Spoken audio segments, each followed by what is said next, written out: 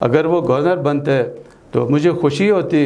الحمدللہ ریونڈ کا رستے کا بھی پتہ ہے، لڑکانے کا بھی علم ہے، اسی طرح بنی گال 27 یا 28 خاندان ہیں، اس کے علاوہ یہ کسی کو پیسے نہیں ملے ہیں۔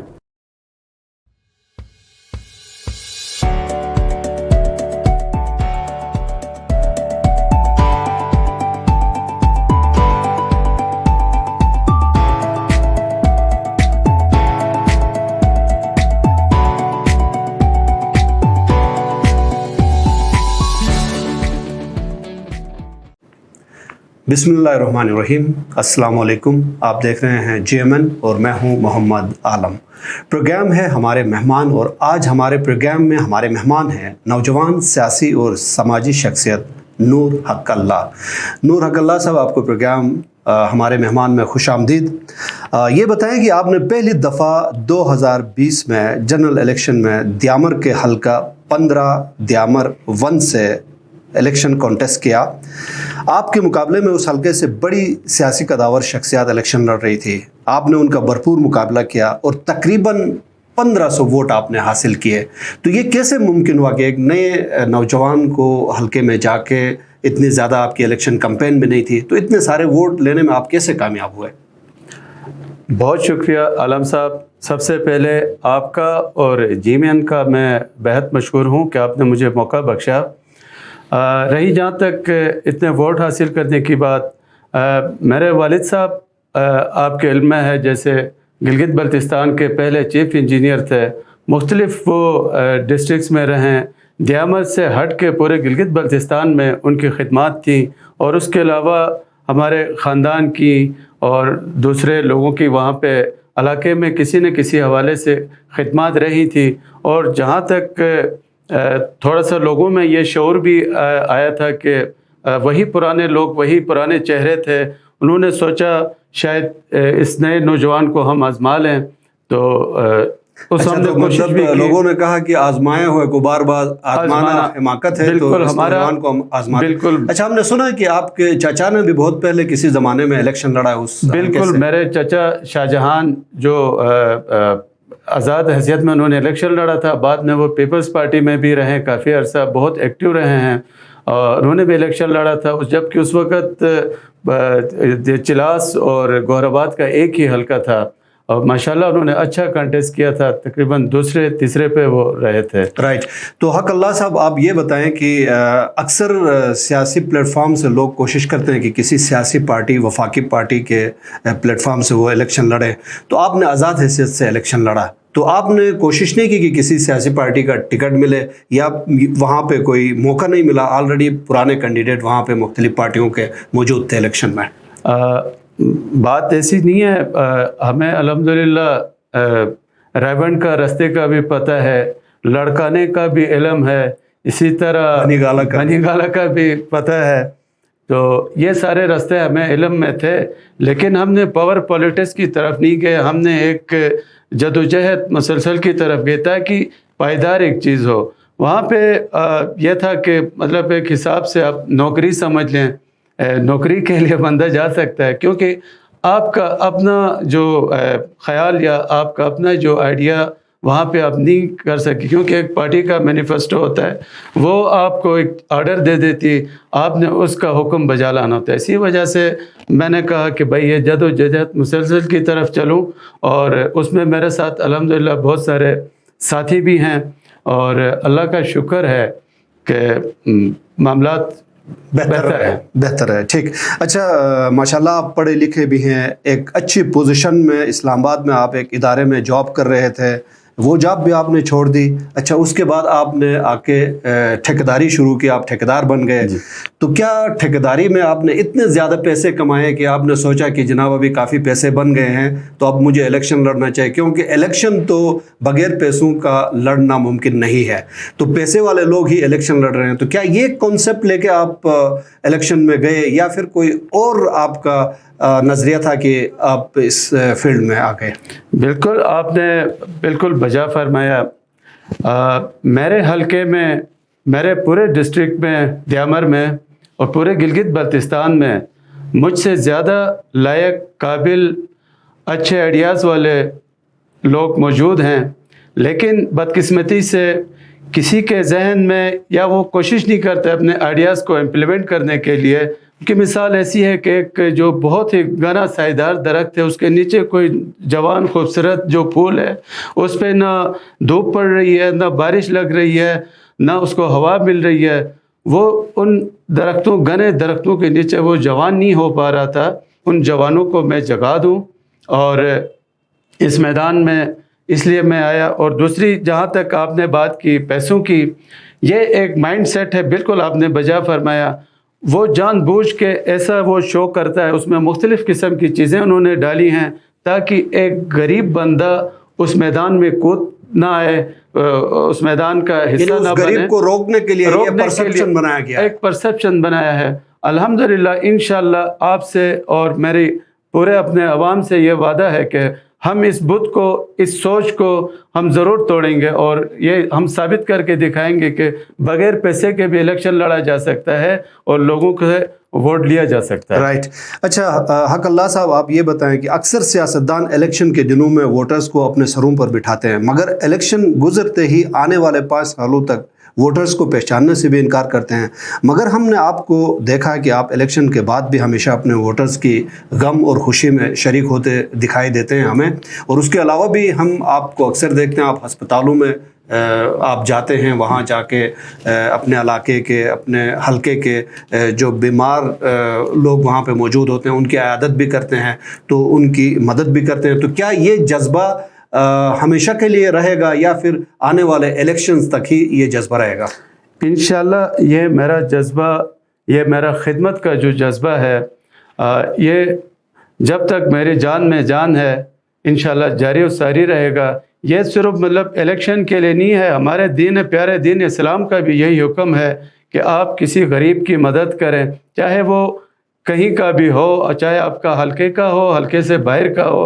इंशाल्लाह हम इस जज्बे के साथ इलेक्शन हो या ना हो, हम मैदान में खिदमत का जज्बा लेके इंशाल्लाह मौजूद पाएंगे आप। माशाल्लाह। आपके हलके से बशीर अहमद खान बहुत मजबूत उम्मीदवार पीपल्स पार्टी की तरफ से, तो वो अभी गवर्नर के इसमें उम्मीदवार थे, बिल्कुल, लेकिन गवर्नर जो है वो नामजद किए गए हैं सैयद मेहदी शाह साहब को।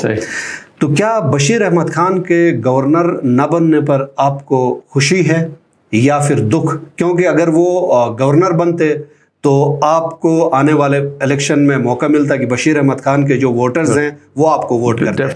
नहीं, जहाँ तक उनके गवर्नर बनने ना बनने की, क्योंकि उनका पार्टी का इशू था, पार्टी ने बेहतर समझा मेहदी शाह साहब को तो उन्होंने उनको बनाया। लेकिन मुझे, मेरी ज़ाती जो मुझे खुशी होती, मेरा भाई था, मेरा रिश्तेदार भी है बशीर भाई, अगर वो गवर्नर बनते तो मुझे खुशी होती। हाँ, अगर वो बनते तो मेरे लिए एज ये भी था कि हो सकता है उनके जो वोटर थे वो उनका वोट इंशाल्लाह डायरेक्टली या इनडायरेक्टली मुझे उसका लाजमी तौर पे बेनिफिट पड़ता। राइट। अच्छा हकल्ला साहब, ये बताएं कि इलेक्शन रिफॉर्म्स के हवाले से आपके हलके में पोस्टल बैलेट पेपर्स के हवाले से बड़ी शिकायतें आई हैं जब इलेक्शन 2020 हुआ, तो आप क्या समझते हैं कि वाकई इसमें कुछ काम होना चाहिए इलेक्शन कमिश्नर की तरफ से या इस इदारे की तरफ से? बिल्कुल, आपने बहुत ही मेरे ख्याल में ज़बरदस्त किस्म का एक क्वेश्चन रेज़ किया है। इलेक्शन के हवाले से अभी टाइम है, सारी जो सियासी पॉलिटिकल पार्टीज़ हैं, लीडरशिप हैं, वो इस हवाले से इकट्ठे होकर चीज़ें डिस्कस करें। लोकल बॉडीज़ इलेक्शन के हवाले से भी बहुत सारी, कितने 14-15 सालों से पेंडिंग पड़ा है। और जहाँ तक ये आपने इलेक्शन रिफॉर्म्स के हवाले से बात की, मैं कहता हूँ कि सिर्फ ये जो पोस्टल बैलेट पेपर्स का इशू है, अगर ये सिंसियरली इलेक्शन कमीशन और पॉलिटिकल पार्टीज़ मिल के इसको रिजॉल्व कर लें। गिलगित में आप देख लें हल्का 2 का जो हाल रहा, जिसकी वजह से गिलगित में कितना नुकसान हुआ, गाड़ियां जला गई, सरकारी अमलाक और लोगों की जान माल का नुकसान हुआ। इसी तरह हमारे हल्के जो द्यामर 1 में अभी तक पोस्टल्स की वजह से ही सही तौर पे इलेक्शन का वो नहीं रहा, जो एक इफ़ेक्टिवनेस होनी चाहिए थी वो नहीं रही। میں یہ سمجھتا ہوں کہ جو as per article 93 election act 2017 میں جو گورنمنٹ آف پاکستان نے دیا ہوا ہے، جو پوسٹل بیلٹ پیپر کے جو حقدار ہیں، رائٹ پرسن، مثلا جو بندہ پریزن میں ہے، کسٹڈی میں ہے، جس کی RO الیکشن کے لیے ڈیوٹی لگاتے ہیں، وہ بندہ، اور اس کے علاوہ جو اپنا ڈسیبل جو پرسنز ہے جو ووٹ دینے نہیں جا سکتا ہو، جو چل نہ سکتا ہو، اس کے علاوہ میں یہ آپ کے چینل کے وساطت سے گزارش میں کروں گا کہ اس چیز کو ختم کریں تاکہ الیکشن فری اینڈ فیئر ہو، کسی کے شکوک و شبہات نہ رہیں۔ رائٹ۔ اچھا حق اللہ صاحب، آپ یہ بتائیں، دیامر 15 حلقہ 1 سے آپ نے الیکشن لڑا، تو آپ نے یقیناً ایک سوچ آپ کی تھی کہ اس حلقے کے اندر یہ مسئلے ہیں، یہ مسائل ہیں، تو ان مسائل کا حل ہونا چاہیے۔ تو آپ کیا سمجھتے ہیں کہ آپ کے حلقے میں، آپ کے علاقے میں ایسے کون سے ایشوز ہیں جن کو حل ہونا آپ ضروری سمجھتے ہیں؟ سر، سب سے زیادہ میں سمجھتا ہوں معیشت کا بڑا ایشو ہے۔ جب تک آپ معاشی طور پہ مضبوط ہوں گے تو یہ تعلیم، دوسری تیسری جو چیزیں یہ بعد میں آتی ہیں، تو معیشت کے اوپر ہماری فوکس ہونی چاہیے۔ یہاں پہ بے روزگاری کا بڑا ایشو ہے۔ گورنمنٹ سیکٹر میں آپ کے بھی علم میں ہے ابھی وہ امپلائمنٹ نہیں رہی ہے، تو لہٰذا یہ کہ ہمیں پرائیویٹ سیکٹر کو بوسٹ کرنا چاہیے، اس میں ڈفرینٹ، ہم اپنے جو جوان ہیں، خواتین ہوں مرد ہوں، ان کو ڈفرینٹ ٹیکنیکلز ہم ہنر سکھائیں تاکہ وہ معاشرے کا ایک بہترین قسم کا شہری بن سکے، حکومت کے اوپر اور دوسرے اپنے خاندان کے اوپر بوجھ نہ بن پائے۔ اور مسائل یہ تعلیم کا بڑا ایشو ہے، بہت ساری جگہوں میں سکولز نہیں ہیں، سکولز ہیں تو ٹیچرز کا ایشو ہے۔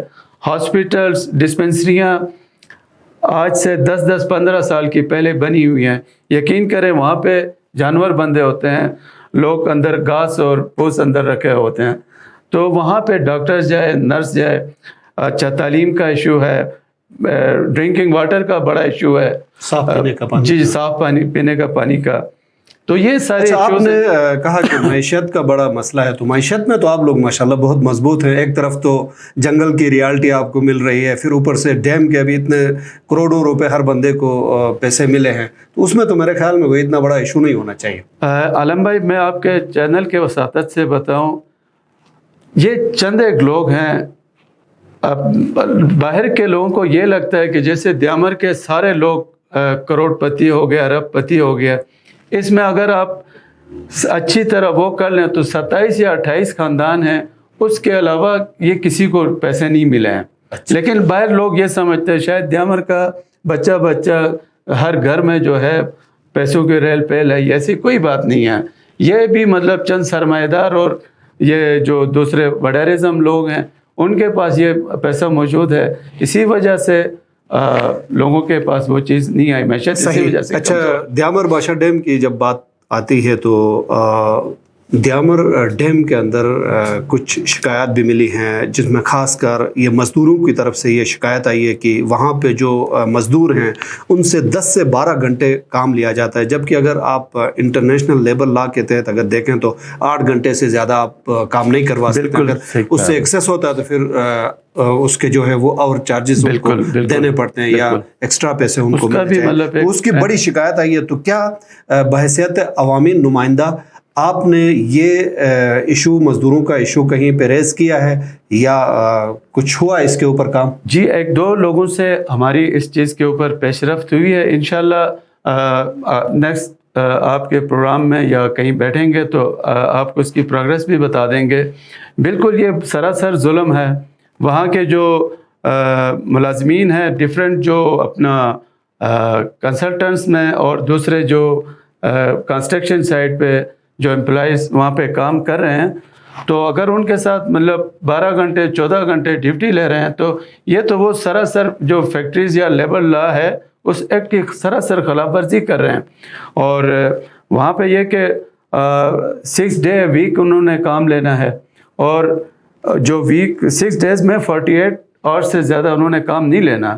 اگر یہ اس طرح کا وہ کر رہے ہیں، مجھے بھی 1-2 کافی مطلب لوگوں کی شکایت ملی ہیں، پھر اس کے علاوہ وہاں کے جو سیکیورٹی میں ڈفرینٹ ہمارے امپلائیز ہیں ان کو بھیجا تنگ کیا جا رہا ہے، ان کے مطلب دور دور جگہوں میں پوسٹنگ کی جاتی ہے تاکہ وہ مطلب شاید چلے جائیں یہاں سے، چھوڑ کے چلے جائیں، وہ نہ ہو۔ پھر امپلائمنٹ کے حوالے سے آپ اکثر میڈیا پہ دیکھتے ہوں گے کہ وہاں پہ ٹرانسپیرنسی نہیں ہے، وہ ہونی چاہیے۔ یہ بہت سارے ایشوز ہیں سر، باقی سیٹلمنٹ کا ایشو ہے، تو کہاں تک روئیں مطلب ان چیزوں پہ۔ بہت بہت شکریہ نور حق اللہ صاحب، آپ نے بہت شکریہ عالم بھائی۔ ناظرین، پروگرام آپ دیکھ رہے تھے ہمارے مہمان، اور آج ہمارے پروگرام میں ہمارے مہمان تھے نوجوان سیاسی اور سماجی شخصیت نور حق اللہ۔ اگلے کسی اور پروگرام میں کسی اور مہمان کے ساتھ دوبارہ آپ کی خدمت میں حاضر ہوں گے، تب تک ہمیں اجازت دیجیے، اللہ نگہبان۔